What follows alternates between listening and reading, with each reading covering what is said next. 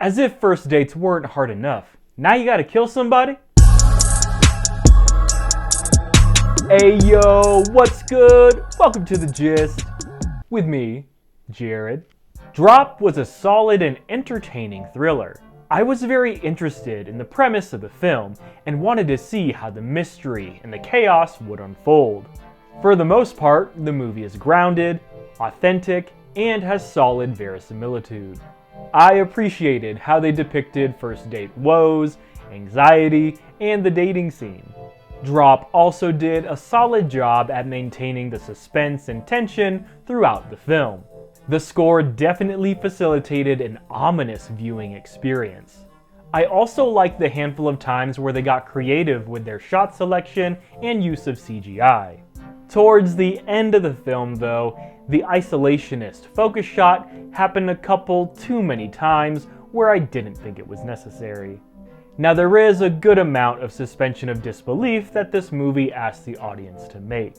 Being an iPhone user, I was wondering how they were going to make the airdrop thing feasible. Because I don't know anyone who would accept airdrops from a random unknown number, let alone anybody who keeps their airdrop accessible to everyone. What ends up happening in the movie is still a bit silly of a plot device, but I was willing to go along with it for the sake of the story. The movie is paced pretty well, but there are parts in the end of the second act and beginning of the third act where the story does drag for a bit. You do get to the mystery early on, which is great, but there's only so many sequences of Violet trying to outsmart the bad guy that it got a bit tiresome and redundant. You just get to the point where you want the story to move along. I will say, I was surprised with how dark the movie started. I was not expecting for us to be thrust into a domestic violence scene that would have implications for the rest of the movie. Opposite to the serious aspects of the story, it was nice that they added some moments of levity and comedy. I found that waiter pretty funny. A lot of his lines of comedic relief worked for me. In these kinds of mystery whodunit flicks, I always try to figure out who the culprit is. And I will say, this movie got me. The bad guy wasn't who I was expecting. That ridiculous man hasn't realized his weakness. His stupidity is beyond belief. Performance-wise, I think Megan Fahey did a really solid job as the headliner of the movie.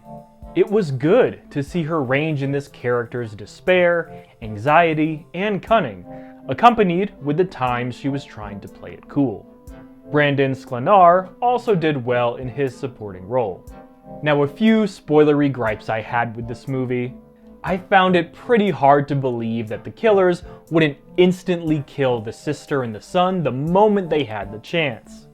There was too much time allowed for the hostages to get away, especially when the bad guy had a clear shot to eliminate them.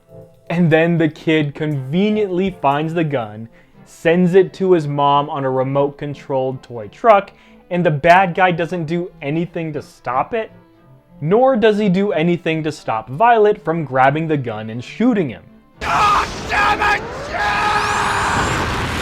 Yeah, the third act got a bit messy and convenient with how they decided to escalate the story. It's not enough to ruin my experience, but it was one of those things that was so ridiculous. I mean, you just knew. You just knew this movie had to have at least one of those kinds of plot tropes. Hey, big guy. The sun's getting real low. And that's the gist for some of my thoughts on Drop. I really enjoyed this simple and entertaining thriller. This movie did a really nice job at establishing suspense and investment into the characters and story. And I just might have to watch it a second time to see if the mystery holds up now that I know all the facts. What did you think of Drop? What is your worst first date story? Hit me up. Let me know your thoughts in the comments down below. I'll catch you next time on The Gist.